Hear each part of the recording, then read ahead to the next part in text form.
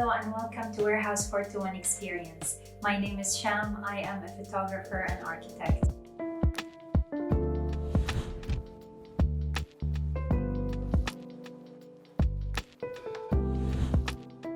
Today I will be sharing with you a workshop about food still life photography. The focus of the workshop is going to be mainly on choosing the food elements, the right props to enhance the scene that you are trying to photograph. We are going also to be looking at the different backdrops that you can choose.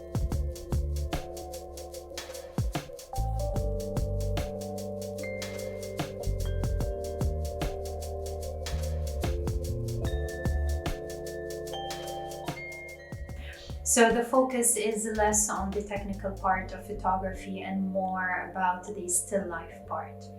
So let's start. Most of the times I also use a backdrop stand, which is the black metal system you see here. This allows me to hang things from it, for example threads to hang some elements in the composition, background fabric or paper, and even the camera itself. For the setup, I usually take my photos using artificial light through a light strobe. The flash of the light strobe overcomes any other light in the room, so whether I'm in a well-lit room or a dark room, I get the same lighting quality in my photos. This gives me the freedom to take photos any time of the day and allows me to maintain the same light quality in all the photos. To get the best light quality, whether you're using natural light or artificial light, place your light source to the side of your composition as we can see here, or let the light come from behind the composition you're taking photos of. Placing the light source in front of the composition will flatten the photo.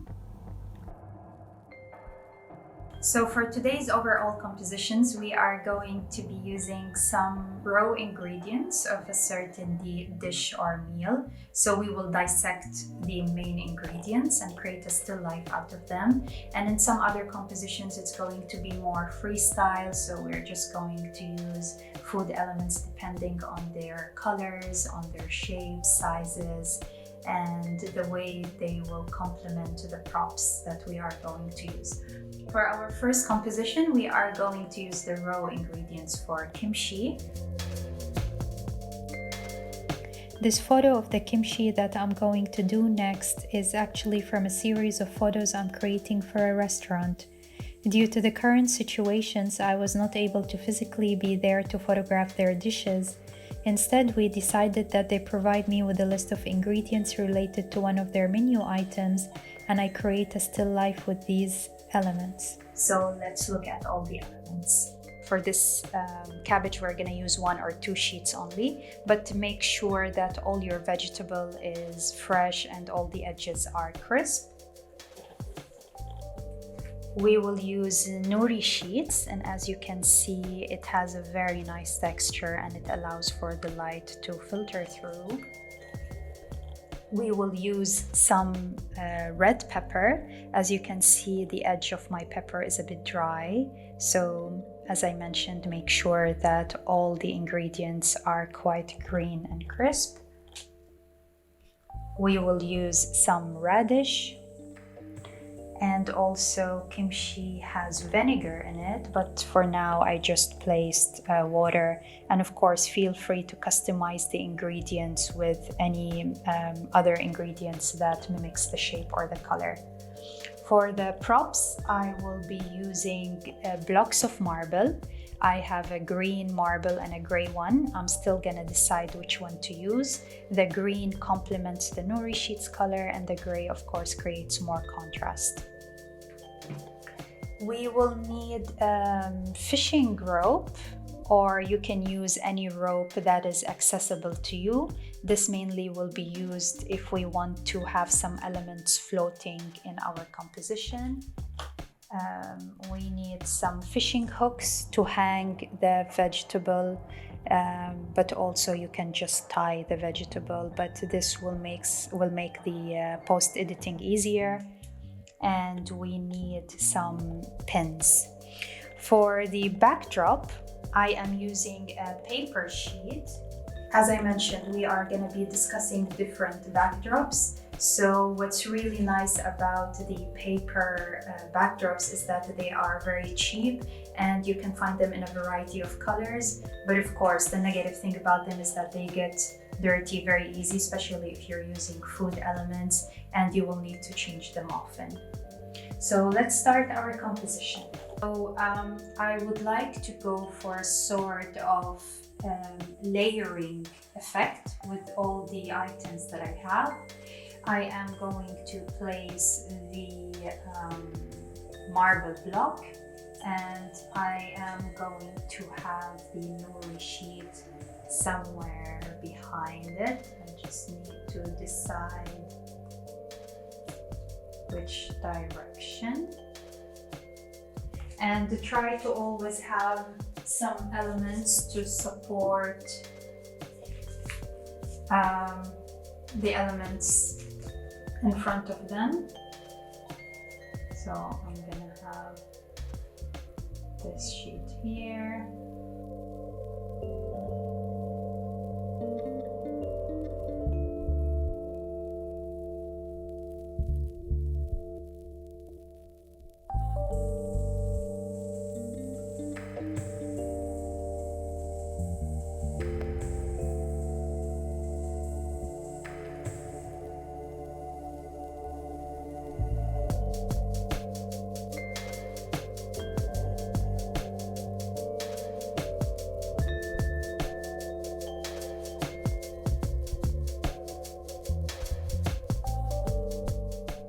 So as we can see, we have here to the left part is all the way at the lowest point, and then we are going up here. I would like to give this transition from the let's say the ground or the bottom edge all the way to an element that's actually floating. And I think the pepper would look very nice floating. Also try to work with things that seem realistic. So don't hang an object that would defy its purpose, you know, something that's actually heavy.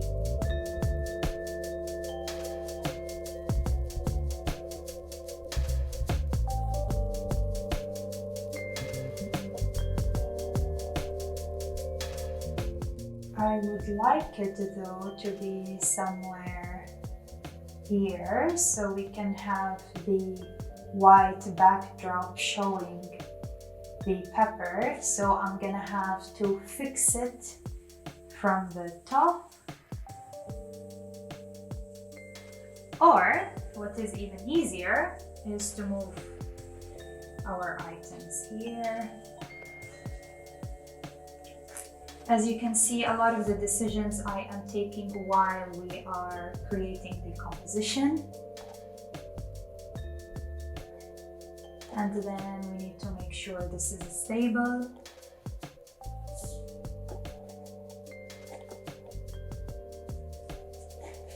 And then I will place the liquid somewhere here. Not exactly in the center of the stone, but more here. As you can see, I'm always like zigzagging the effect of overlaying. And then for the radish, I am going to choose 3 pieces. And as you can see, the one at the bottom, I have sliced it so that it can be stable somewhere here. And I'm thinking if it's more interesting to have it parallel to the pepper, or to have the nuri sheet as its backdrop. I think that would be nicer. Or let's try. Now I am going to stack 3 radish pieces on top of each other to complement the vertical effect of the pepper. And for that, I'm going to use the pins. So what we will do is that we will place this at the top, and we will try to inject the pin from both sides to keep it stable.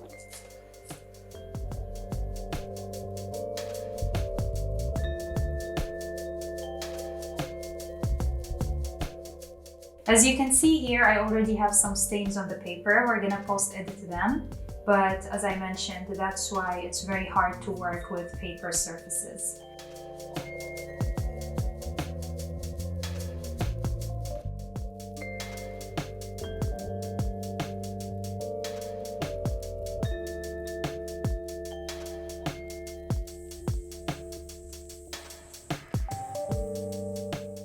And now we're done with our first composition.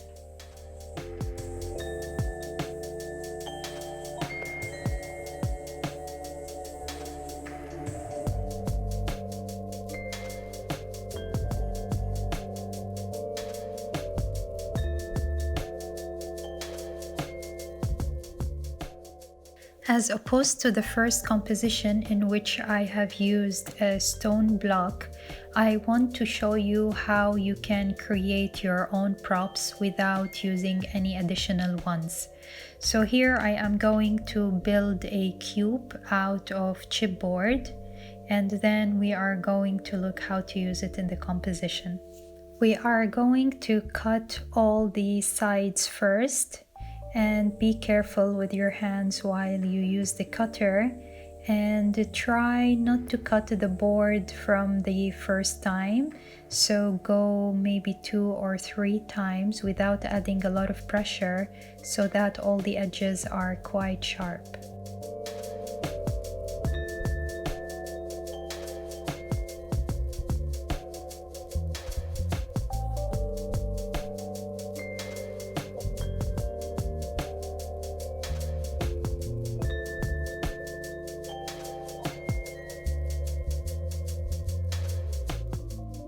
I'm also using the chipboard for the background. I'm using 2 surfaces and I'm showing the edge where they meet, and I'm offsetting it from the center to create an angle in the composition.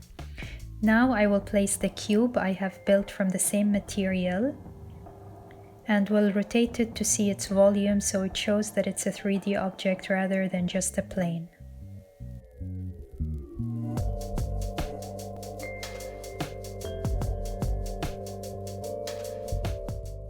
Since I decided to go for the black color, I got some squid ink spaghetti, and I like their linear shape as opposed to the volumetric shape of the cube, so that it creates some contrast.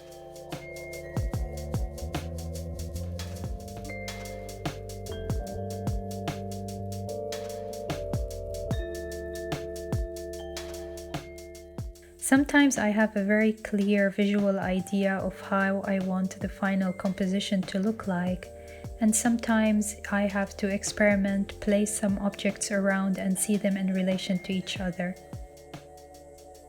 I also wanted a round shape that is defined, so I went for an egg, and I think the color complements the black and the gray. It's also important not to paint everything black, otherwise you lose the sense of food, like the realistic aspect of food.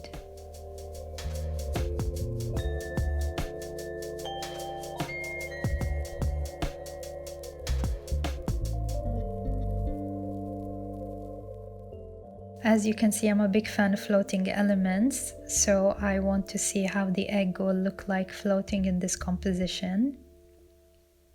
I'm going to use a transparent tape because it's easier to post-edit towards the end.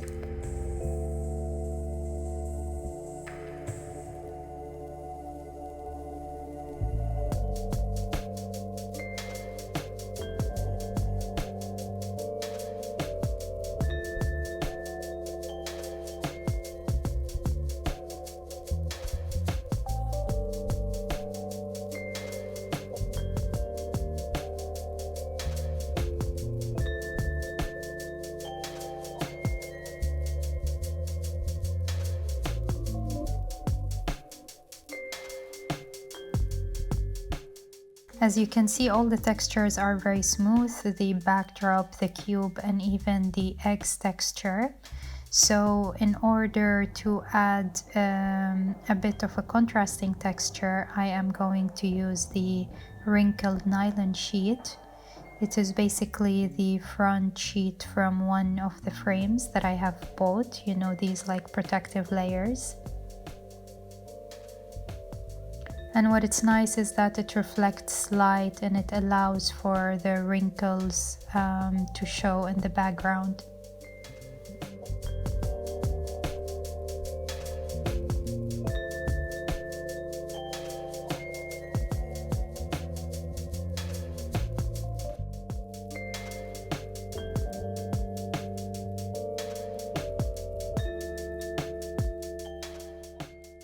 I am going to replace the egg with the banana.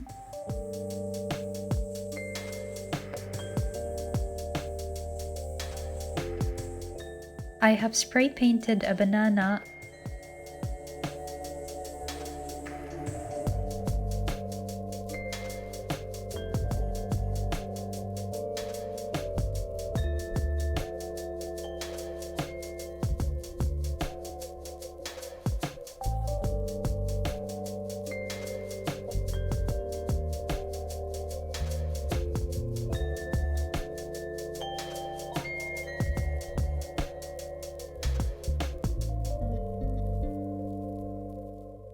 And as you can see with the banana, what's so challenging is that the inner part gets black very fast.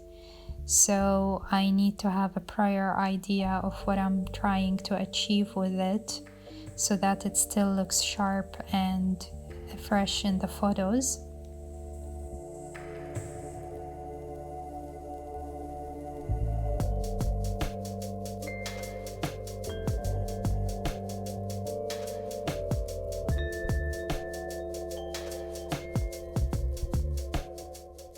And added a Lebanese bread on the stove to let it harden, and then I spray painted it in black as well. Spray paint the full bread first and then break it into pieces so you can see the color of the actual bread through the edges and so that it looks more realistic in contrast to the black surface.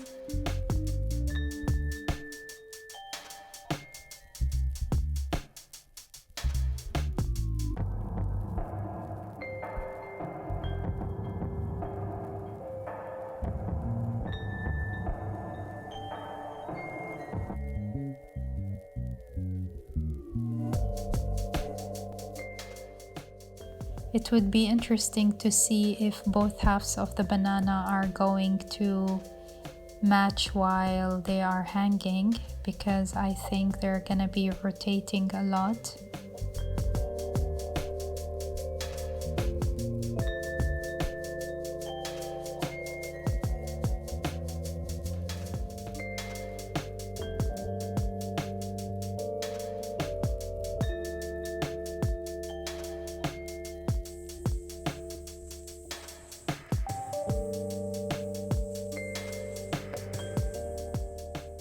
I am using also black sesame seed.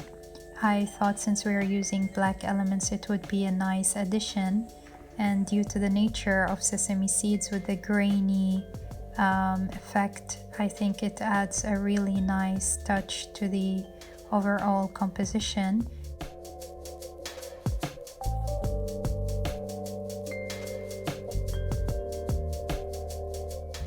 And I'm going to use the brush to create some patterns or allow the sesame seed to align within certain forms.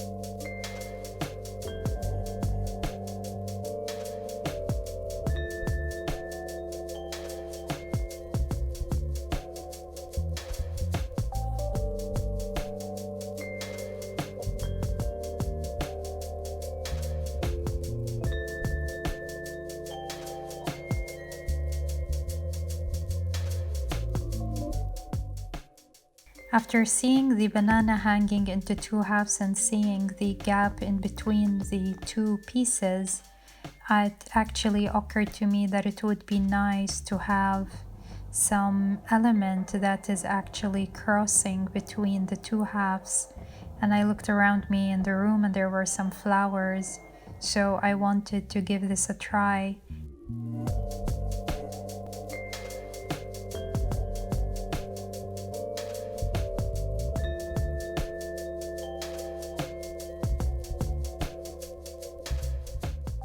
And I really like the color of the flowers in contrast to the black and the gray background. I sometimes allow the composition to grow as I'm creating it. New ideas come along the way, and sometimes accidents create great results. A lot of times something would fall or break while I'm creating a composition, and these accidents always allow for new forms to emerge. As much as it's important to have a clear intention, unexpected compositions excite me the most.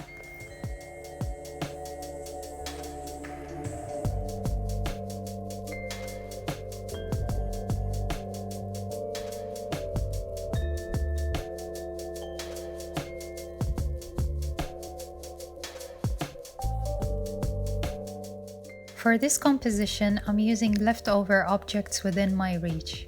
These glass cups broke accidentally in my dishwasher, and now they're some of my favorite pieces to create a still life with. I am going to spread out the smaller glass pieces. It's hard to see the forms through the videos since they are transparent, but we will see them in the final photos.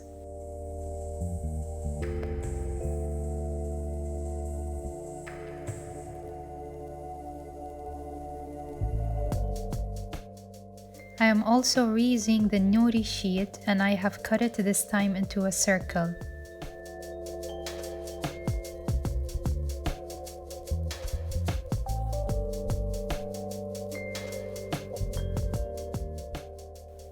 I always have a lot of greenery and flowers in my studio, and I use them a lot in my compositions.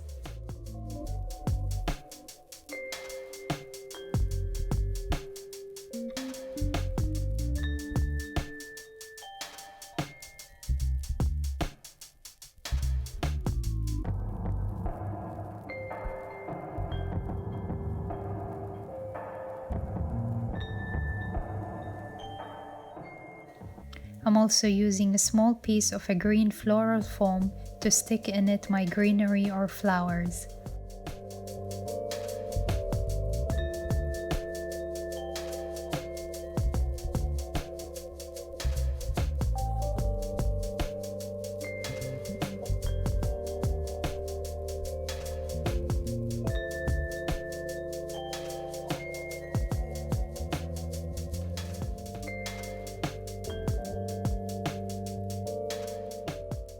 And finally, I'm using a floral green wire, which is always fun to create shapes with.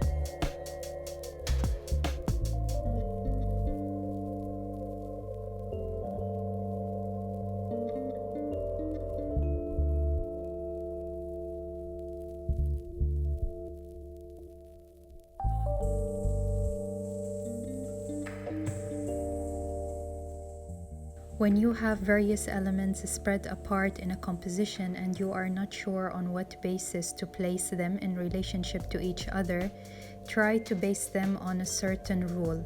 As you can see here, I am following the rule of thirds.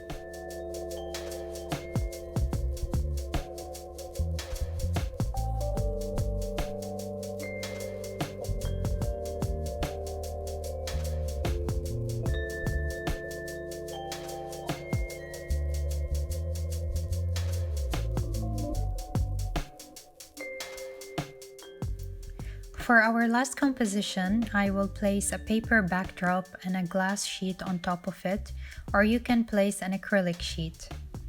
You can get the glass from a photo frame if you have one around. Spray the glass surface well and use a fiber cloth to clean it.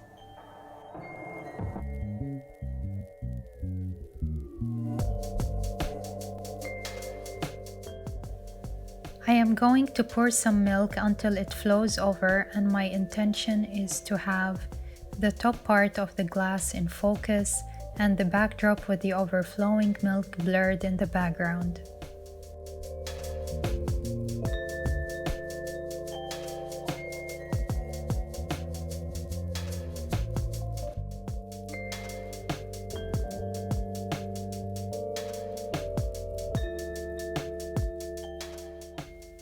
At the beginning, just allow the milk to flow and then slowly add some more to control the shape you want. As you can see here, it's not a very interesting pour over, so you might have to try this several times until you get an outline that you like. Make sure you clean the glass surface and the glass container after each time.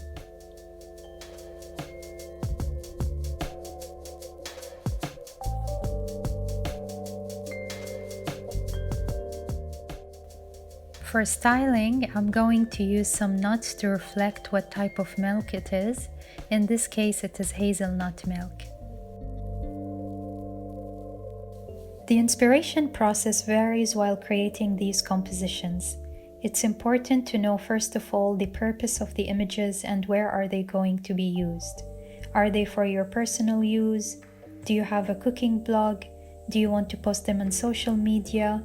Or do you have an assignment from a client? Also, are they individual shots or are the images going to be viewed as a whole and are supposed to follow a theme?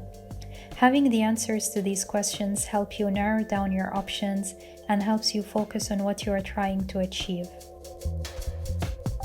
Thank you so much for joining us today. I hope you enjoyed the workshop.